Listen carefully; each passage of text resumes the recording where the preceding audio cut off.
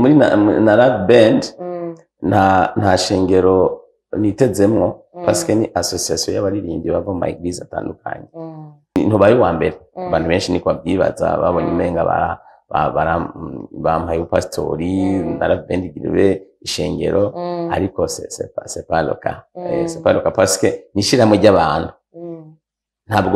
ntabwo ndi mfata ingingo oya ikiri hejuru ya twese ni assemblée générale oyo assemblée générale rimwe abaririmbyi bava mu église atandukanye sinibaza yuko cyaba gikunda kandi noneho igituma ntanabishaka hariho une mission idéterminée twifuza gushikako imaze kuba une église birabidusheshe nabyo twoshobora birabishe kubona umuririmbyi wo ngaha sivyo adashobora kwegerwa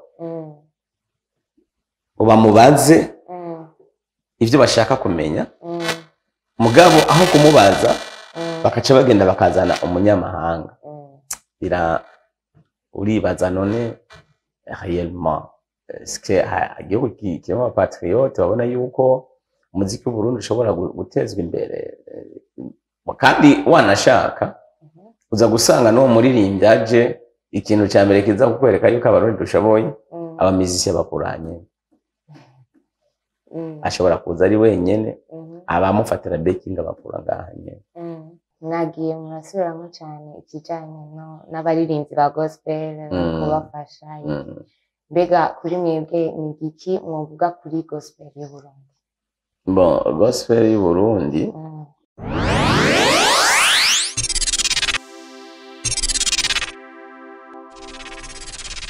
Shalom shalom bakunzi ba Burundi Gospel TV, turamukije amahoro y'Imana bane namwe.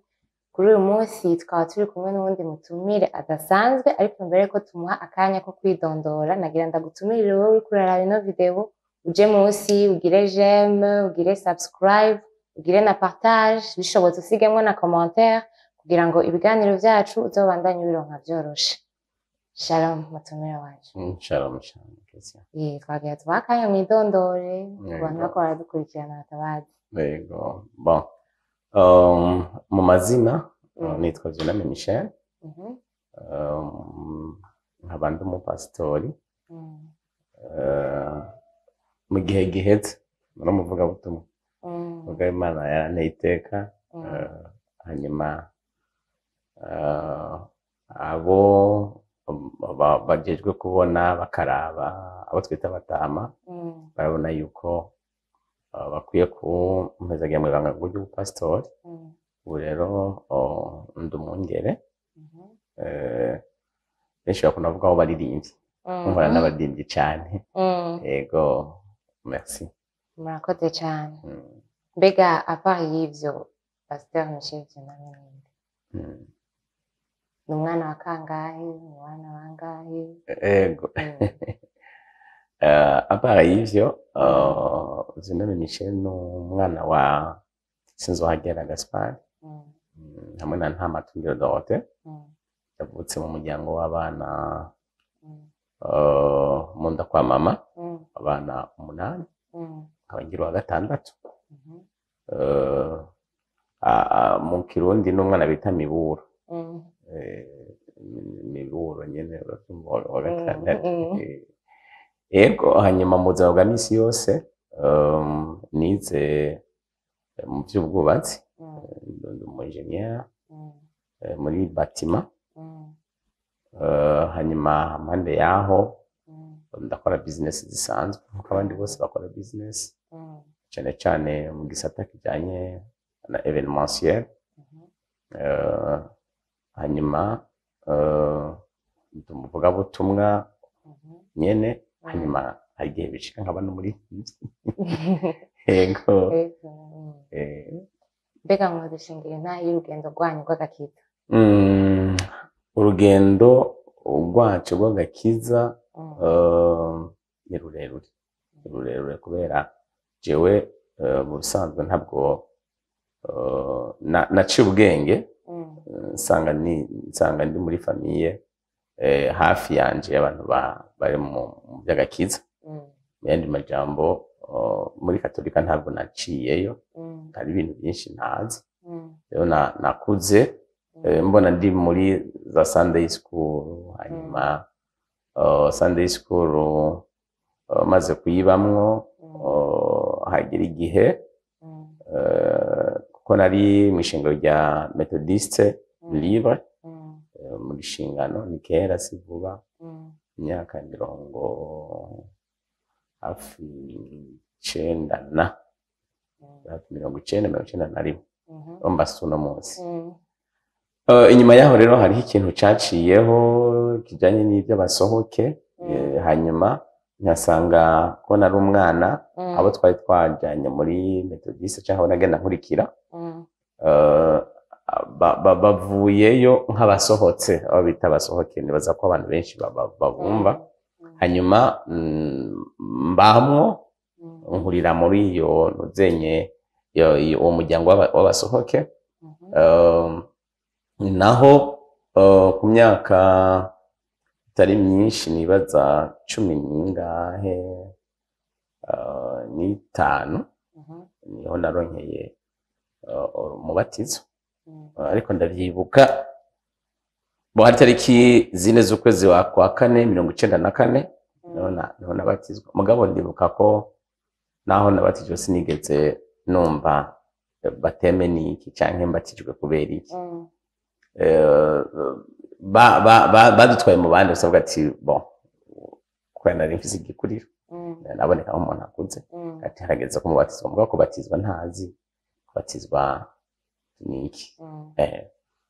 Hanyuma mbaho rero muri ubwo buzima ku mashure, mu magroupe biblique, nisanga mu barimvyi, no kwishure muri primaire ndavyo ko nakunda kuririmba mu cigwa kijanye n'ivy'umuziki. Vraiment nta muntu yankorera ko ndavyibuka umugenzi umwe nawe yarabinyibutsa arakwapase, ariko ambwira ngo kubona uri muri bino bintu urimo no munsi sintangara, kuko no kwishure haragira igihe akaba ari we wenyene kurakora, ugasanga wazanye ingoma, kariya kangoma k'amaboko. Donc sinshobora gutanga. Rero nakuze numva muri jewe hariho ikintu c'Imana kiguma kiza, naho ntabaye mu muryango bashobora kunsigurira neza ivy'Imana, kuko mu muryango wacu cyo kimwe n'indi miryango y'abandi barundi, ko abarundi bundi Imana bemerera ari kiranga.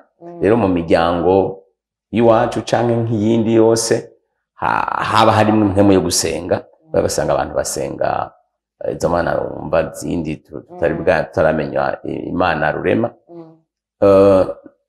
Hari aho twagira ugasanga bariko batu muri famille hariho ibintu byo gusiga ingwa gutya, ugasanga hariho akajya kazu bita akanyabugoro mu kwinjira gutya.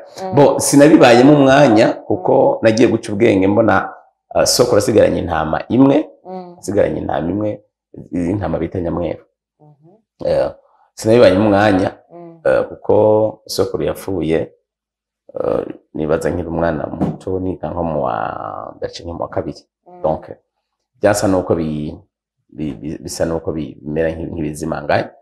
Hama rero nca nisanga ndiko ndevoluwa, ndi umwana numva muri jewe nkunda gusenga, muri jewe nkunda kuririmba, nkumva nyene yuko hari ikintu cikinogo mfise muri jewe nkeneye ko cuzura. Hama rero ngarutse muri secondaire nabayemo usanga ndi mu ma groupe biblique, hanyuma biraduga nakunda no gucuraranga, wasanga mfise ibisanga na kitari mugabo atari byo, sana kitari mugabo atari byo. Hanyuma aho uwo muryango w'abasohoke ndawubamwo kugeza kuvuga bateme yanje 94 mu kwezi kwa 4 tariki 4, ndawubamwo umuryango gushika mu 2000 je crois na 4 mpejeje amashure yisumbuye, je crois mpejeje amashure yisumbuye. Hanyuma bon ibihe nyene nsanga navuyeyo peut-être bivanye n'imvo imwe n'iyindi. Hanyuma mvuyeyo ntangura kwinjira muri Église du Rocher. Muri Église du Rocher kuva 2004. Kuva 2004 ndafise ukuntu nkunda kubana n'abantu. Mba muri iyo famille y'ishengero ry'Urutare. Ndahaba kuva 2004 gushika 2017.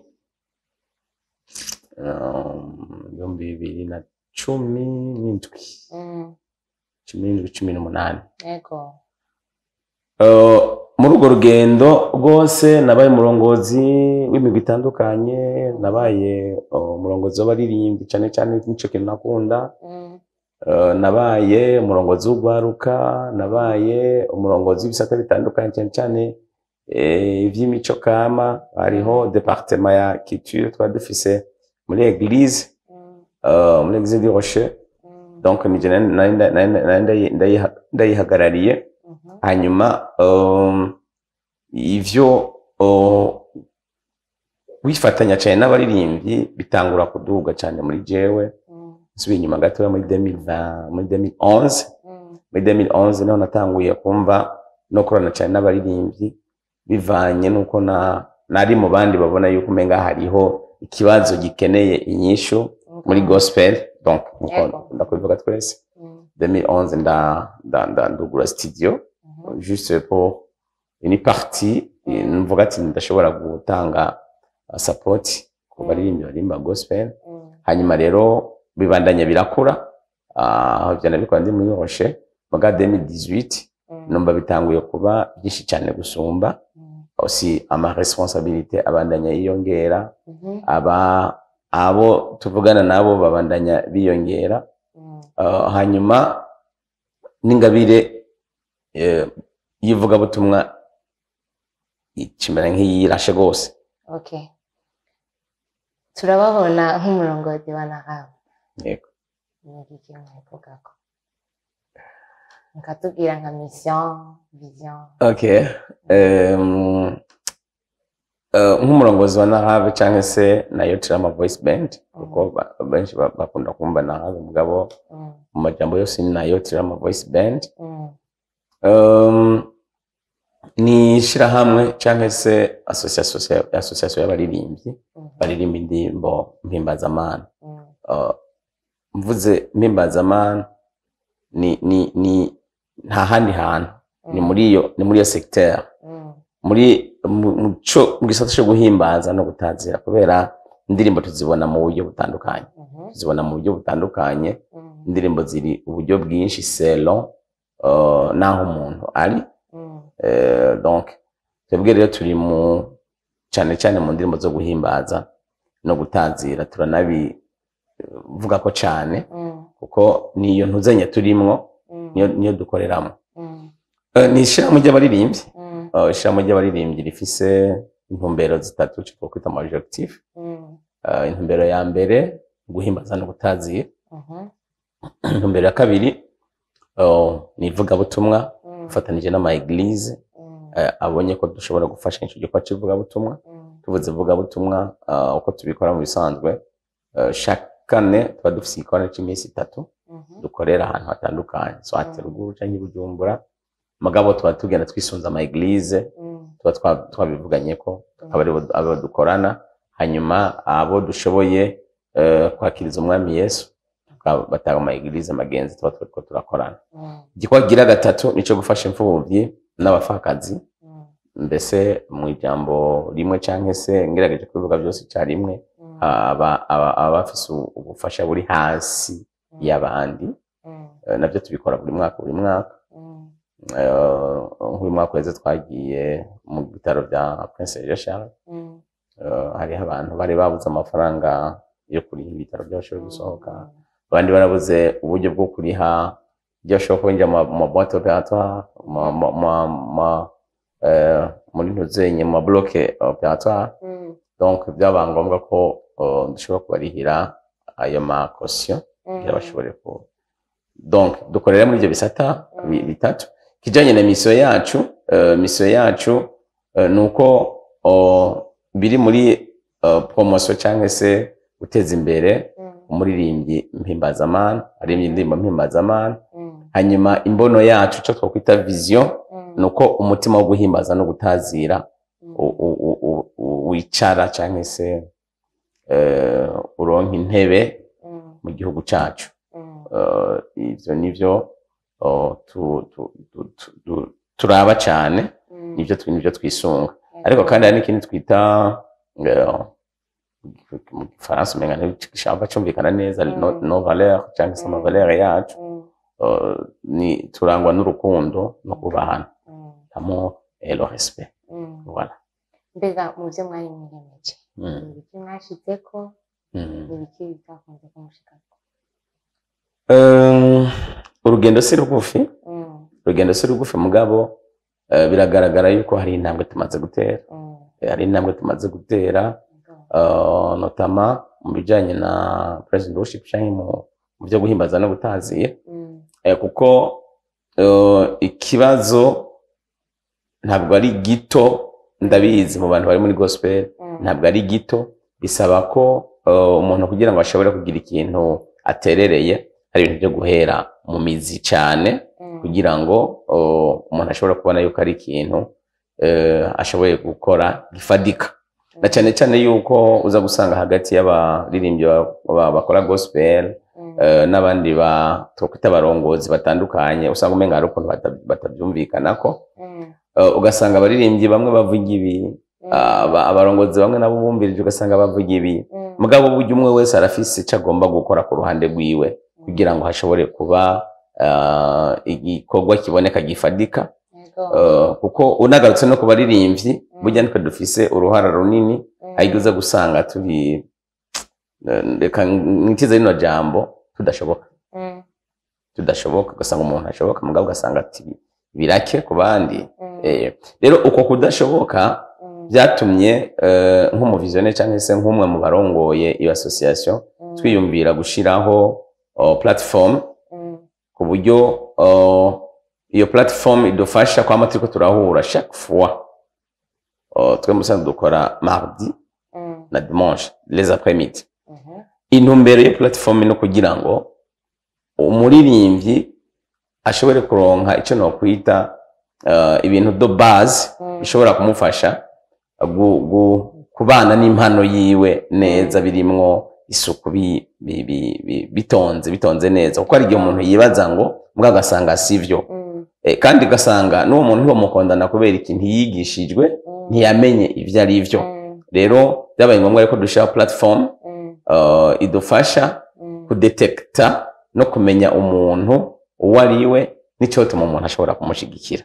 Ivyo rero bituma tumenya ngo uyu muntu bivanye n'ingene impano yiwe ifatana isuku kandi akaba ashize amaguru hasi, umuntu ashobora kumushigikira. Ivyo rero vyatumye tubikora umwanya utari muto, bisaba kwigisha, bisaba no kubwira abaririmbyi ivyo bariko barakora ivyo ari vyo. Ubu rero uyu mwaka byatogejeje aho dushobora gutangura gusibla. Turavuga ati nk'ubu dufise muri management ya Narad Ministry dufise abaririmbyi 5, twavuga yuko bari batowe mu bandi, turiko turakorera ico no kwita promotion. Twahereye muri studio, nibaza ko bientôt tuzohamagara ama media, duhamagare donc dukoreshe conference kugira ngo tubabwire igikorwa turiko turakora. Rero byamfashe umwanya nabo turi kumubwira ngo dushobore gushika tubona ati aya maelemo bashobora kuyahagurutsa hanyuma tukayasuguma agatera jimbere. Aho niho tugeze muri sango no munsi muri mission dusanga dufise, niho tugeze. Ariko sinovuga yuko hari biratunana kuko turacakora. Turacakora, urugendo ni rurerure. Yego. Turabona abantu benshi babita umuvyeyi, babita dadi. Mbega hari aho muba murebye mu buryo bw'impemu canke sinzi mwotubwira? Yego. Bariho mugabo burya umuntu wese avuga dadi niba bisigura yuko uri umuvyeyi we w'imwemu. Ya kuba umuvyeyi w'imwemu w'umuntu nuko mubiganirako mukavyumvikana, hanyuma nawe umuvyeyi ukabona yuko vraiment uwo muntu ashobora kuvuga ati ndavyemeye ko ari abantu badashoboka. Ari abantu badashoboka, nawe witenza ngo umuvyeyi we w'imwemu zo gusanga witeye ibibazo. Ariko ko umuvyeyi w'imwemu w'umuntu nuko baba babivuganye bakavyumvikana, akavuga ati okay, jewe ndemeye yuko iryo zina urinyita kubera wumva nawe yuko hari ikintu ushaka kuronka kivuye kuri jewe. Rero umuntu wese ashobora kuvuga ngo dadi adashobora kwakira impwemu yawe, ntuhava wemeza ko ari umwana wawe. Biragoye. Wowe wemeza ko ari umwana wawe n'uwo ubona abana nawe umwanya munini ushoboka kugira ngo ashobore kugira ikintu agize gute agukuyeko. Nico cyashitse kuri Eliya na Elisa. Elisa yatuma inyuma ya Eliya burya ntiyari kuronka ijya migabane ibiri. Nico cyashitse kuri Samuel ijwi ryarahamagaye mugabo agenda kwitaba Eli. Eli niwe yamutomorera amubwira ngo burya niyasubira kumva ijwi uze kuvuga ngo sabwe nditavye.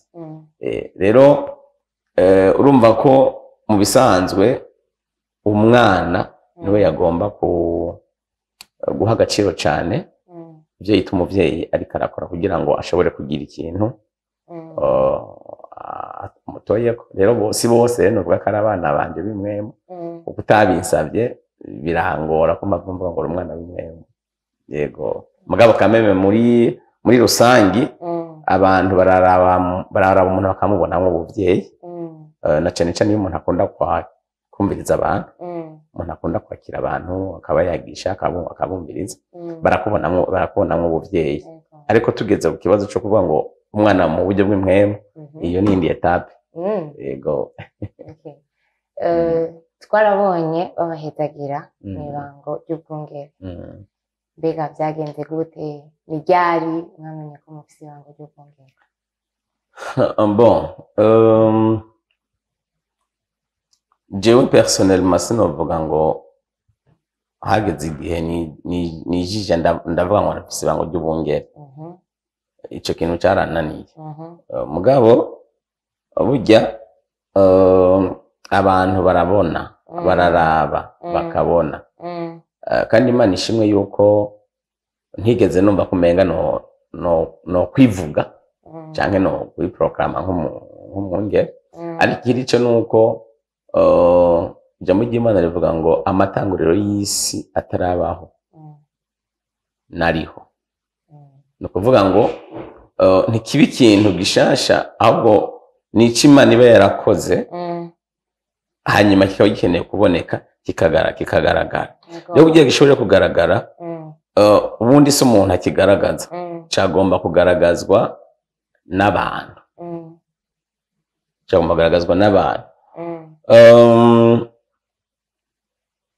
Jewe nanjye nafise umuvyeyi w'imwemu. Maze kuba muri bino bikorwa, mu ntango byari ibintu bisanzwe nk'ibindi bintu byose nk'ayandi mashirahamwe yose. Ariko agera igihe arambwira ati byoba byiza kujyanye nabikubwiye, aba bana bitakurongoye ushobora kuba kweganya ukababwira ibyo muba murimwo murakora ibyo ari byo. Hanyuma dutangura kwegerana nk'uko twogira nka serire. Ndibuka yuko niwe umuvyeyi wanje w'imwemu niwe yatanguje ico gicaniro. Hanyuma kigenda kirakura, ari à la tête, byose agenda arabikora byose ibijanye n'ivy'imwemu byose. Je nkaba muri encadrement y'abaririmbyi, mugabo ibijanye n'ivy'imwemu byose yabivuga butumwa byabiki.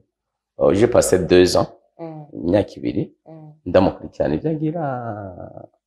Hanyuma rero après nka kujya nyene gucukisha umwana cyangwa se impene ishobora gucukisha umwagazi cyangwa ikintu cyose, hanyuma gati ni wimenye. Me ntigeze aja kure yanje kuko igihe cyose twakora ibikorwa twaba turi kumwe. Mu mwaka weze rero yatanga kuvuga ati je ndavye urugezo ugezeko n'ingene ukora n'ibikorwa ushobora gutunganya. Iki gikorwa ufise kirakeneye ico yise couverture pastorale kugira ngo ntagire ibintu vyononekara. Sinzi ukuntu bo babiraba mugabo kameme n'umuntu akuze kuri jewe kandi suwavuba arazi tuko iminyuro yose arayizi, iminyuro yose arayizi. Amaravuga ati rero ubu harageze yuko igikorwa uriko urakora kironka couverture pastorale. Hanyuma ce namubwiye ati wowe nuri umuvyeyi wanje nimba ubona bikwiye nje nta kibazo kubera ndakwizera ndakwizigira ngo umuvyeyi wanje natuka nta kintu kibi wonshiramo. Hanyuma aho yarakiri nawe nyarakiri pastor mugabo mu mwaka uheze mu kwezi w'indwi baca muhamagara muri nawe nyene muri groupe y'abarundi ba pastori muri Afrika arimwo barambwira ko akeneye kumuheza rwa poste.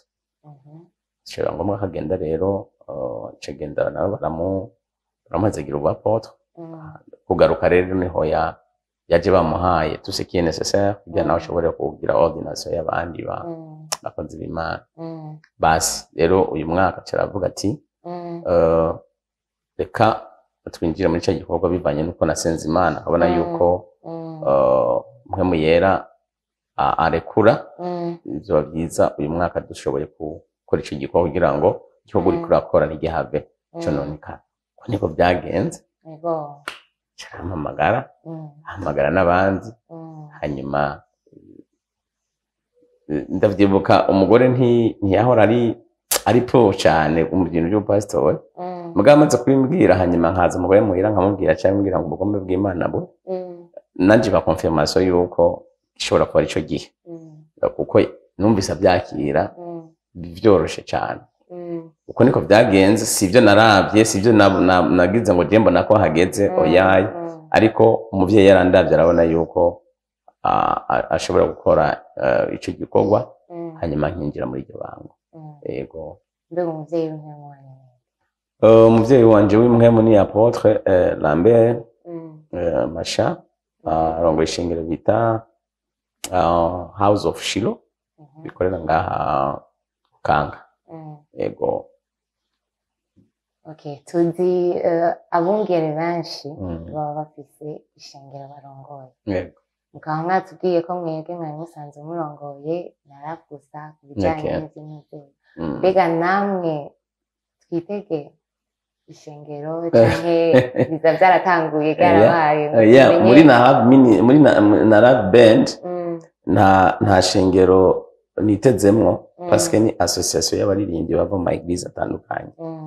Rero nta shengero nitezemwo kiretse ko umuvyeyi ashobora kumbwira ati nkeneye yuko ngahi wanyu twugurura rindi shami ry'ishengero iryo sanzwe nkoreramwo uno munsi nako sinabibavuze nabibabwiye iryo shengero sanzwe nkoreramwo gusa ngo hatuhahurira umwe wese avuye yo yinjirira. Urumva rero muri Narab nta shengero ririmo naho noba umurongozi w'ishengero sûrement yuko ari umuvyeyi azambwiye ati ngira ndaguhe iyindi ntuzenya hariya mugabo ntubaye wa mbere. Abantu benshi niko babyibaza babonye umenga bampaye upastori narabendigiriwe ishengero ariko c'est pas le cas. C'est pas le cas parce que nishiramo ry'abantu ntabwo ndi mfata ingingo oya ikiri hejuru ya twese ni assemblée générale. Oyo assemblée générale rimwe abaririmbyi bava mu église atandukanye sinibaza yuko caba gikunda. Kandi noneho igituma ntanabishaka hariho ini mission idéterminée twifuza gushikako imaze kuba ni église biba bidusheshe nabyo twoshobora. Yego mbega inyuma yo gusiga amavuta yawe kwanyu niyihe migambi mufite inyuma yo gusigwa amavuta? Vraiment ikintu kibira imbere y'ibindi bintu byose nikijanye n'abaririmbyi baririmba gospel. N'abaririmbyi baririmba gospel numva arico kiza imbere y'ibindi bintu byose. Sino muri uno mwanya ntaco ndiko ndavuga ngo nzokoza ngo aya mavuta yo pastori bampaye ya kabisa. Ejo ashobora kuba ibindi uraca bugacana yandi byo sino bihakana. Ahubwo kuno mwanya turiko turayaga namwe ndabona baririmbye cyane baririmba gospel gusumba ibindi bintu. Nta bindi birenze ibyo. Yego. Twumvise mwagiye murasubiramo cyane ikijyanye n'abaririmbyi ba gospel no kubafasha. Mbega kuri mwebwe ni iki mwavuga kuri gospel y'u Burundi? Bon, gospel y'u Burundi, gospel y'u Burundi mu bisanzwe haracariho byinshi byo gukora. Cyaro byinshi byo gukora kandi bikeneye ko bikorwa na bene byo. Namye mvugana n'abandi le gouvernement mu bisanzwe ihari no munsi amategeko agenga umunyamwuga reka ndahimba gutya mu Kirundi cyangwa bakunda kuvuga ngo artiste. Ayo mategeko arahari. Amategeko arahari mugabo igikenewe nuko ayo mategeko bene araba bayakoresha kubera leta ntizoza idufate ku nguvu tubwire ngo nimuce ngaha mukurikiza n'amategeko. Leta yoyo yaratekanije ibikenewe byose kugira ngo umunyamwuga ashobore gukingirwa. Rero bikenewe yuko nimba ari ikigo gikingira ibintu umuntu aba yakoze abakora umuziki wa gospel babimenya bahejeje gukora ibikorwa byabo bakagenda kubikingiza kugira ngo ntigikoreshwe n'importe comment canke ntibikoreshwe n'umuntu wari we wese. Urabona umuziki dukora umenga umuntu ahejeje gusohora indirimbo umenga bayigihanganye mugabo en principe wagomba gukora igikorwa kivyara ikindi gikorwa. Ariko byinshi iyo duhejeje kubikora ni juste mu kabati. Hanigi usanga iyo ndirimbo yakwirade batayivuza, ariko usanga atahandi hantu irenga ari ikintu gusa twara muri flash cyangwa mu telefone yawe. Rero nibaza yuko gushira hamwe kwacu ushobora kudufasha kwinjira muri byo byose bigatuma ibikorwa dukora bigira ico bimaze mu buzima bwacu. Ntivyoroshe mu gihe abarundi muri rusangi tutaragira uwo mutima wo gureka kurondera amakopi tukarondera ama original. Biracangoye cyane kuko indirimbo yifise uzomba ngo mpasi ya nanje ngo nugikira nanje. Ariko byari bikwiye ko abarundi tugira umutima wo kumenya ngo indirimbo nimba Prince yayisohoye nimba David yayisohoye agomba kubonamwo umusaruro. Reka rero ndeke kugira kopi mugabo ngende kuri origine ngure ikintu kizima. Uwo mutima uracabuze cyane. Haracabuze n'umutima wo cyo no kwita gushigikirana kuko uza gusanga hariya uwateguye concert kuri itariki kanaka undi yateguye concert kuri itariki kanaka undi ugasanga ku munsi kuri itariki imwe dufise concert 3 canke 4. Rero ugasanga abantu bashwiragiye bikaca bigorana n'ingene dushobora kugera ivyo bintu. Ariko Imana ishimwe yuko hariho abantu bamwe n'abandi batanga guhaguruka babivugana ko ndamaze umwanya ndi mu nteguro ico twise Fédération de la Musique Gospel au Burundi.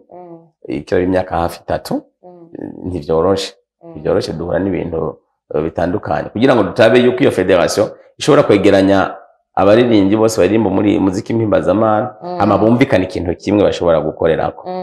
Akarero kari simple muri federation biba vyoroshe yuko tumenya ngo uyu mwaka bazokora ama concert ni banaka wowe uri tariki donc umwaka ugahera ariho calendrier tutegerezwa kubahiriza naho bitoba ijana kwijana mugabo ibice byinshi akaba uko gukosorwa navyo biri mu byo twagiye tuvugana ko hariho n'amagroupe y'abaririmbyi usanga ndimwo banyizera nkabafasha guhagararira imigwi baba barimwo.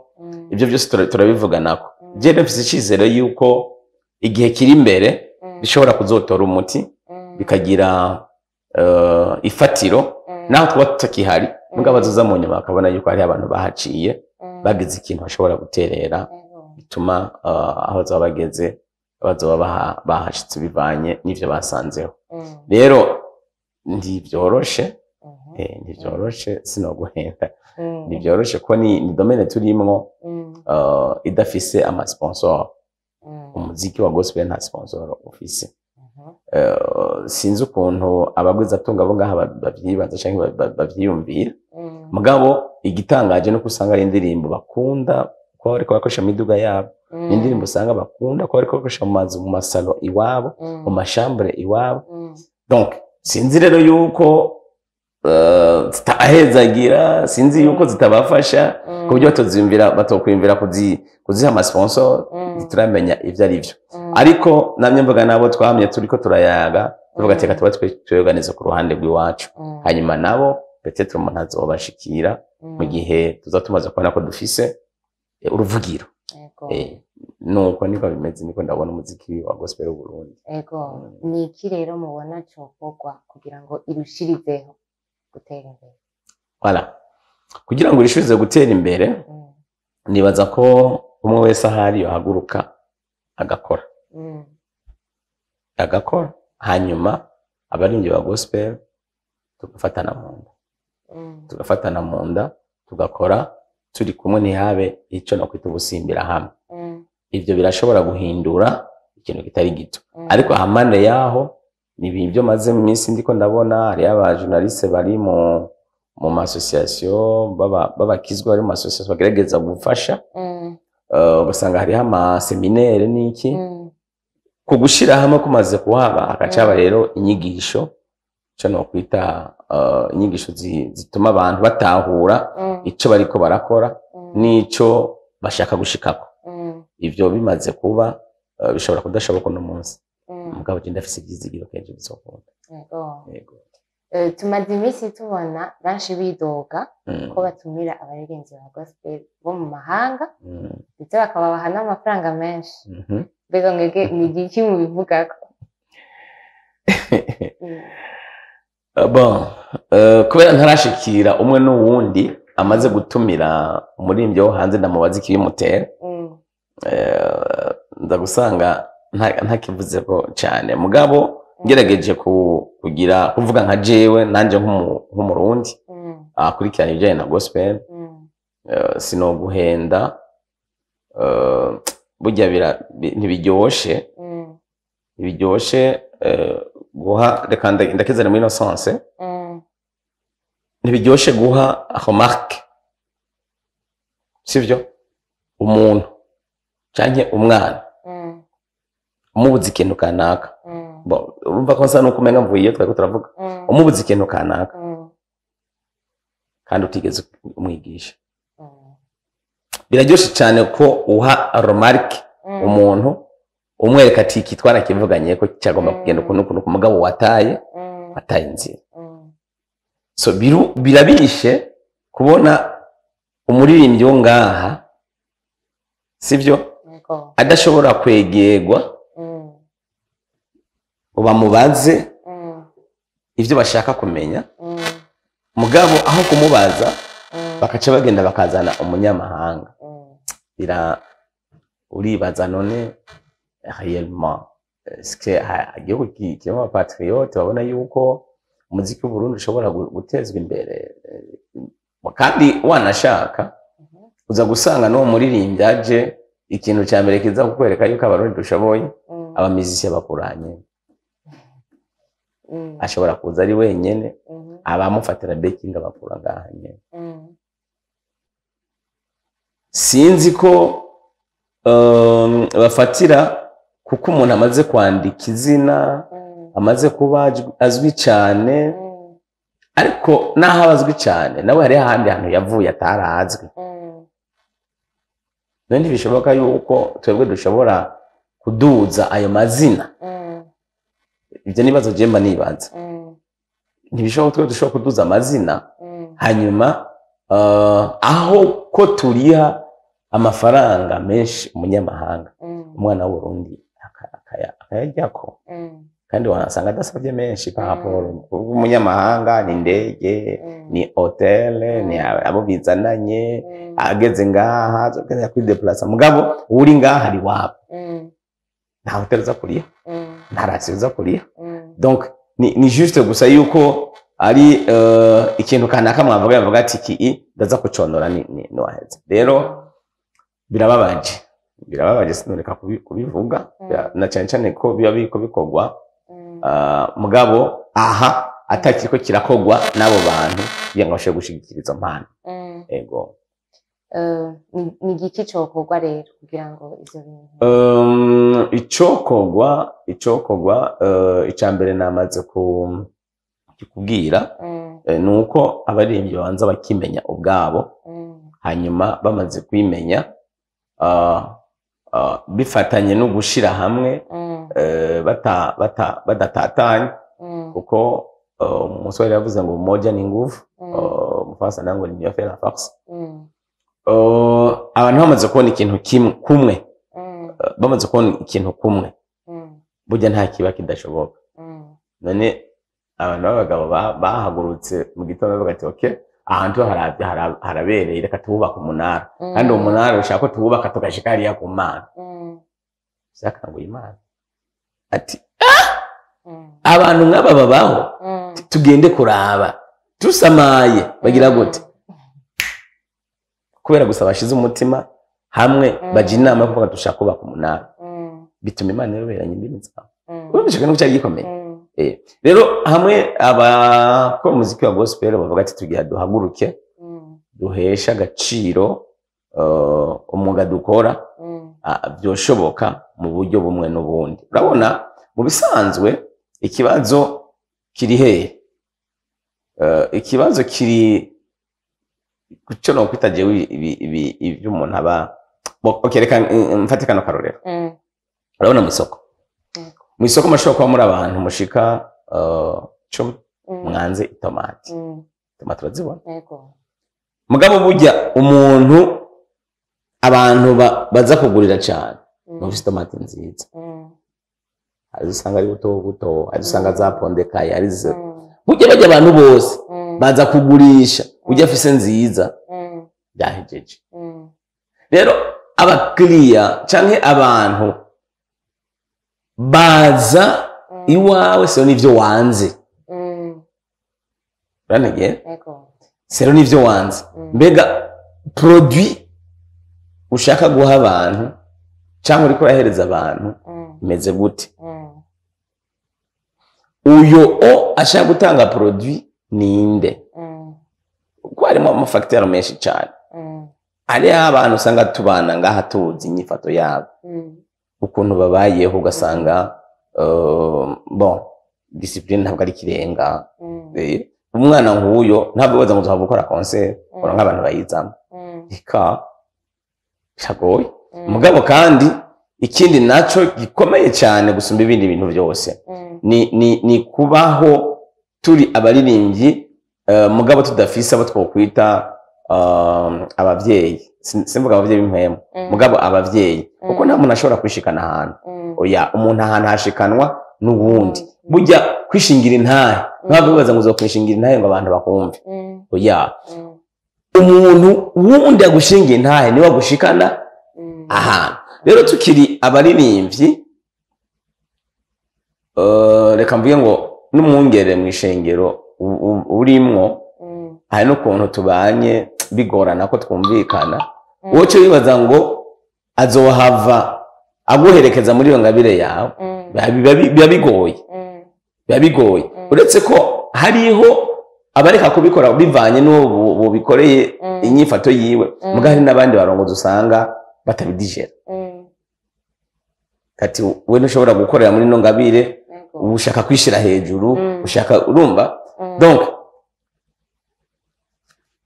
ni ikintu kitoroshe mugabo ishingiro tagomba kuba kure kuko naho twakorera amakonseri naho twagira gute burya baza kwirorera ntavuye mu ishingiro none ni wakora utegura evenement hanyuma umurongozi w'ishingiro akavuga ati ntimujeyo bibaza ko bazoza ntibazoza Donc hariho rero uruhara rw'umuririmbyi bivanye n'inyifato nuko agomba kubana n'abandi mugabo kandi harimo uruhara rw'uburongozi bw'ishengero abo bantu babiri bashobora kugera ahantu bumva ibintu cyo kimwe Imana ishimwe ko hariho abantu bamwe n'abandi batanguye kubona yuko umuririmbyi mu mpano ye bakeneye gushigikirwa bihereye mu ishengero rero ngarutse inyuma kuri bya bindi umuntu aba yanze cyangwa bya bindi umuntu aba ateretse burya abantu nibazokurondera sero n'ivyo wanze se uzogenda kubarondera ariko ubu hariho ikibazo kigaruka kwa kuntu nyene vyase ko umuntu yandika izina cyangwa ugasanga naho yaryanditse riragoyagoye n'abaririmbyi vraiment wumviriza indirimbo yo kavuga ati none vraiment kandi ugasanga nyene ari mu bantu batera induru kandi badashigikiwe kandi ushaka bagushigikire ni mu biki ibyo ufise bagushigikiramo n'ibiki rero hariho ikintu novuga kimwe twebwe turi mu bantu batanga message nk'abaririmbyi iciza nuko umuntu yobanza akaba le message hanyuma akabona gutanga ari uko wewe yabanje kuba message hama akabona kuba le message après ko abantu baraturaba sita abarundi bobo ntibarata umuco abarundi barafise ukuntu bameze gutandukana n'ibindi bihugu ibintu bya civilisation ni kuri iyi generation twe tugezeko muga hari abantu bari batubanjirije bavugira ati ashira amaguru hasi shira amaguru hasi vy'Imana turabizi ntimwabidutanze udashoboye kuri integra rero muri iyo ntuzenye yabo bantu bagutyo uza gusanga hari ahantu udashobora gushika kubera iki nakubwiye ngo nta hantu woshika utajikanywe n'umuntu bashobora gutangura bitandukanye Dawidi kugira ngo ashobore gushika kwa Sawuli habaye umuhungu avuga ngo hariho umuhungu wa Isayi arimwo impwemu y'Imana ariko aracuraranga bahita bumva yuko ari umuntu agize gute mugabo Dawidi yari nyuma y'intama Yosefu yari mwibohero ariko abo yashoboye gudotorera indoto zibazo nibo bageze kwa Farawo baravuga ngo izi ndoto warose mwana hariho umwana w'umuhungu ari mu impwemu y'Imana w'umuheburayo Yosefu acava muri prison aca muri salo baramusiga bamwambika neza acenjira mu kirimba ni kuvuga ngo umuntu yamakeneye umuntu ashobora kugira gute ashobora kumusuguma ashobora kumupusa mu gihe rero utarabona yuko ufise umuntu ashobora kugira gute ukuduza biragoye uretse ko uno munsi abana benshi yumva umenga arashoboye agiye kuri stage akaririmba acyumva umenga arashoboye abona ko umenga byose byoshoboka mugabo naho byoshoboka urakeneye umuntu ahagarara hagimera akavuga ngo uyu mwana turamuzi twaramwihweje inyifato yiwe n'umukristo aritonda arubaha yewe naratangaye cyane burya nagiye kurealiza yuko ingabire ya Apostle Apollinaire yagiye kuba valide neza umunsi akora anniversaire ati kubera iki usakora anniversaire haje batama bashika batandatu bakera bamushingira intahe turamuzi uyu mwana kunuku cene narindi naho nyene ibi byumvise nkabishasha ni ibintu yari yarabayemwo mugabo ntiyari bwa shingirwa intahe n'abantu nk'abantu nabonye kuva kijya gihe agize gute niko tugomba kumera rero mu gihe cyose tutashaka kuba munsi y'uburongozi bw'umuntu kanaka gutera imbere biragoye nta mukuru abura mukuru we ego murakoze mbega nk'umwungere ni gute mubona ubumwe mu mashengero umwe mu mashengero ijambo ry'Imana rivuga ngo amacakubiri akugwaho umusaraba mu bisanzwe ubumwe mu mashengero uno munsi sinovuga ngo birera vraiment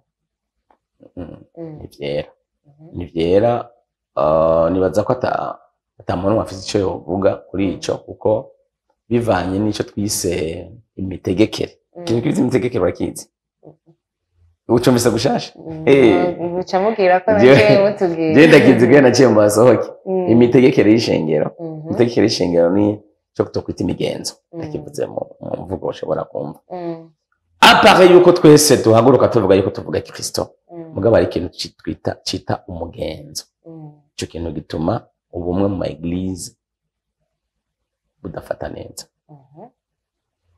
kuko wewe uzo sinzana winjira mugabo uzosanga nkiwanyu kwambara ipantaro y'umukobwa atakibazo mugabo ucuza muri Emmanuel ashaka kugira ngo ipantaro iratsira bantegeye wewe uzoza ko nyene ufise ibisuko bien kandi vraiment ko bikobereye mugabo ugeze muri pantaro zababwire ngo bantegeye donc suko twese tutemera Kristo mugabo la façon ingene tubayeho bituma ubwo bumwe butahaba kandi afise ubwoba kuko ubumwe butabahabaye turi ngaha ku isi ise mugiye bizokunda ko tubanaye kuko Yesu avuga ngo ni jewe ndi umuzabibu w'ukuri namwe muri amashami hageraho amashami ashobora gututurana ku muzabibu eske mwijuru bizava byoroha yuko dushika twese urumva yuko mu bisanzwe cyari ko tugira umwe yari Yesu nk'umuzabibu w'ukuri natwe tukaba amashami mugabo aya mashami tukiri ngaha nyene itwemerana kandi yana bavuga yuko ari bazoje mu ijuru bonyene urumva ko ntaba nemeza ngo ubumwe vraiment sikirenga mu ishengero sikirenga kandi ni kibazo gikomeye cyane mu gihe tutaragira igihe twumva yuko uvuga Kristo uko yoba ameze kose ushobora kumwemera kuko Yesu yavuze ngo ntabwo nazanywe n'abagororotsi yazanywe n'abanyabyaha amaravuga ngo umuntu akomeye ntiyorondera umuganga ariko buryo umuganga aronderwa n'umuntu agwaye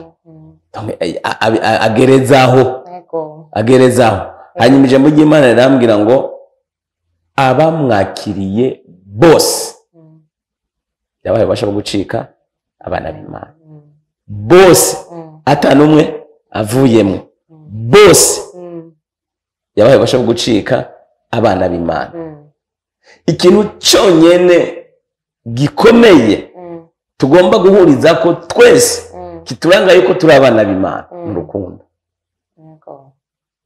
keke uko umuntu yabameze urukundo ko Yesu avuze ngo niryo bwirizwa rikuru aya ni mabwirizwa yose ni iryo bwirizwa yeneye nako mu yandi majambo ushake wambara izigera ku maguru ushaka kugira imishatsi itsivye ushake wambara ipantaro ushaka umere gute muri udafise urukundo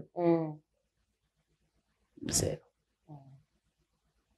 ngerageje gusubira inyuma gatoya Gitabo cya Yohana 3:16 kurukundo Imana yakunze abari mu isi abari mu isi sinzi ko akano kumva abari mu isi kiretse gutari mu isi ubwo gwatumye itanga umwana w'ikinege ngo umwizera wese ntazafera ariko azahabwe ubugingo budashira ntibifatiye ko umuntu yambara bifatiye ko umuntu yisokoza bifatiye ko umuntu aryama cyangwa ko ajya oya ngo urukundo yakunze abari mu isi niko gwatumye sinzi ko aho hantu abari mu isi niko gwatumye rero iyo dusobanurana ku nyambaro ku vyiyumviro Yesu ni jana turaba akavuga ati finama abantu ni gute na cyane cyane ko abantu benshi uza gusanga batahura yuko umuntu umaje ati warakijijwe ati ego amaze ati wakijijwe iki cyangwa ngo nakijijwe ibyaha hadito ntabwo twakijijwe ibyaha ariko twakijijwe urupfu kugira ngo abamwizera bose ntibapfe rubi ariko bahabwe ubugingo budashira rero hari abantu zo gusanga dufise gutahura gutandukanye bakaca bigira bife gutahura gutandukanye ntibitujana hanze ya Yesu nimba réellement tumwizeye nk'umwami n'umukiza ntibitujana hanze ya Yesu ushobora kubitahura gutya mugabe icyo tubona ku musaraba ni Yesu uwo yaratwitangiye twese kandi we yavuze ngo ngiye kwa data kubategurira hanyu hari amazi menshi nzogaruka kubacana. Rero iyo ufata uko tubayeho imitegekere n'ibiki umenga hariho kritere hariho kritere wowe ushiraho zituma abantu baja mu ijuru. Ivyo birangora gutahu umenga wowe kubera tiko tubaje mu ijuru bana wo kwambara ipantaro kubera tiko tubaje mu ijuru wo kwambara izigera hasi ukabyumva. Ariko natangaye nsomye Yesu ariko atwakiriye aravuga ngo abari buryo arababwira ngo nimuze mwinjire mu bwami kwa data. Nari nshonje murangaburira, nari ngwaye murandaba, nagenda gusa muranyambika, nari mfunzwe muraza kundaba, nimuze mwinjire mu bwami. Abandi arababwira ngo sinigeze mbamenya bari mu bubamfu. Nabati no muzehe twebwe twavugishwa mu izina ryawe ko senda amadayimoni none ivyo uvuga sinigeze ndabame. Myene majambo bimwe navuga na handi hantu bifata atari mu rukundo. Kugira urukundo ijambo ry'Imana niko rivuga. Eka ndasome sindabivuge nabi. Gitabo ca mbere ca Yohana igice ca 4 igitabo ca mbere ca Yohana igice ca 4 umurongo 8 avuga gute? Avuga ngo udakundana ntazi Imana kuko Imana ari urukundo. Ivyo twobamwo byose naco byari bihagije mugabe ikintu kidudetermina ko turi abana b'Imana no rukundo. Udakundana ntazi Imana kuko Imana ni urukundo. Urukundo egale Imana, Imana egale urukundo. Umuntu yari afite urukundo ushobora kumucira urubanza wewe kubera petete rero wama mu ishengero mu gitondo saa sita ku mugoroba, ariko ugasanga ni wa wundi Yesu abwira ngo nari ngwaye baza kundaba, nagenda gusa uranyambika. Donc bya bindi byose rero nibaza ko hari ibintu dukwiye kurengana aho ntivyoroshe kuko hari abantu uza gusanga vraiment bahagaze kuri position yabo naho woraramo. Ariko ngerageje kugaruka gato kugira ngo ndangize kuri ico kibazo mbajije. Uko kurondera kwibaza ngo jewe nifashe gutya Imana yonyemera ninambara gutya ndiko ndaja mu ijuru. Urumva hari ibintu biba ngo ntitwishushanye n'ivyinose. Urumva babonye nk'ubu wifite amamenshi wishushanye n'ivyinose ivyo bintu nabifatiye. Yesu yavuze ngo icanduza umuntu si cariye ikimusohotsemo cyo gishobora kwanduza umuntu. Uravyumva? Rero uko kuntu kurondera gushaka kumva umenga ndi mu kibanza nemerwa n'Imana niyo mwe yafasha Adamu na Eva muri Edeni. Bamaze kwibona ubwambure bace bafata ngo amababi y'umusukoni baregeranya kuvuga ngo bashaka gusubira aho Imana yo barari kagira gute ikabemera. Rero ko kurungu gufatanya bimwe n'ibindi kugira ngo tubone kumenya Imana yatwemeye nico kiriko kiratwica kandi musanzwe niryo dini. Idini no kwegeranya utuntu wumva umenga udukoze Imana yo kwemera. Mugabo nta kintu na kimwe gishobora gutuma we wokora cyo tuma Imana ikwemera uciye Yesu yakoze ku musaraba. Cyonyene nta kintu kimwe wowe ushobora gukora muri ivyo. Wibaza ngo kwambara kugira gute? None wibaza yuko kwambara, wibaza yuko umuntu atambaye kubera nyene uko twabaye hano mu migenzo atambaye yemera Imana, wibaza ko yamubona nk'umusazi Imana? Wibaza ko yamubona nk'umusazi kuko umubiri wiwe nta afere ntacyo bifitaniye n'Imana. Mugabo nk'abantu tuzi ico turi hariho ivyo guhisha. Aho urumva umuntu ajyamye nako turyama twambaye Imana ntiyo twemera.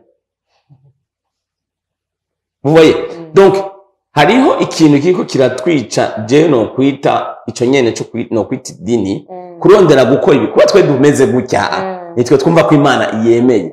Dukeneye undi muntu aza ameze gutya. Navyumva? Rero iryo dini rituma kwa kwemerana kutabaho tudashobora guhuza kubera hariho ukuntu wowe umeze hariho ukuntu umeze rero uko kuntu umeze numva wowe tutojana kubera urumva rero abantu bakabifata ngo ni imyizerere mu bisanzwe nta kintu na kimwe wokora ngo wizere kirenze icyo Yesu yakoze ku musaraba nimba hari ikindi kintu wizeye kintu Yesu yakoze ku musaraba urimwo akabaza urumva Yesu icyo yakoze cyonyine nicyo kitugira abo turi ivyo birakwiye ibisigaye nkunda kuvuga ngo imigani y'abakecuru ego icyo kugwa rero kugira ngo ubwo bumwe bubeho mu mashengero ni gute hobaho ubwo bumwe mu mashengero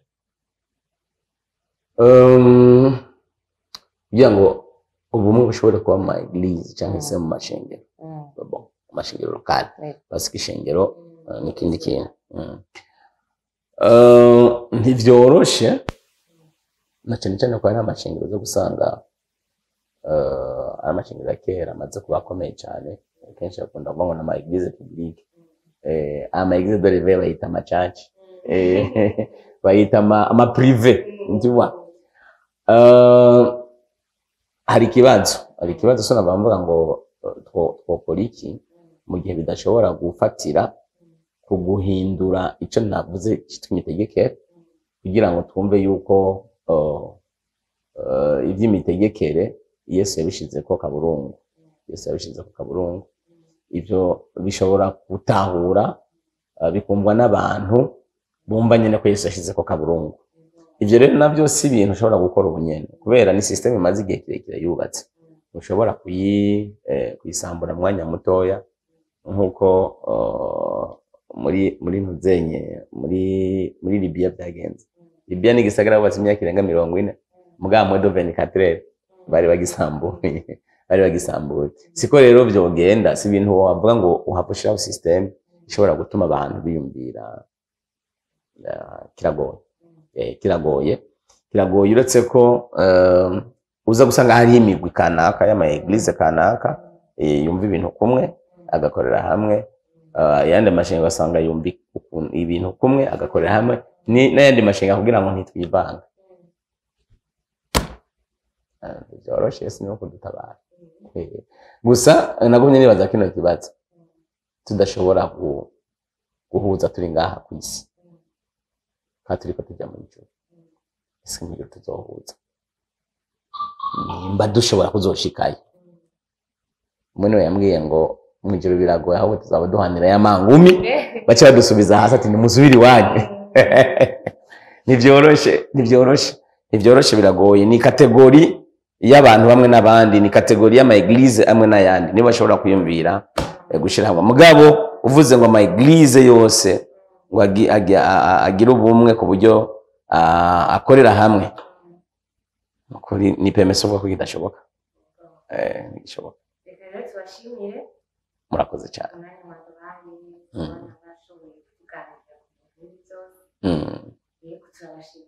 murakoze cyane namwe mwakoze kutugendera muze mugaruke yego nshimire n'abakunzi ba Burundi Gospel TV bariko baradukurikirana mugire partage kuri iyi video musigemo n'amakommentaire yego murakoze merci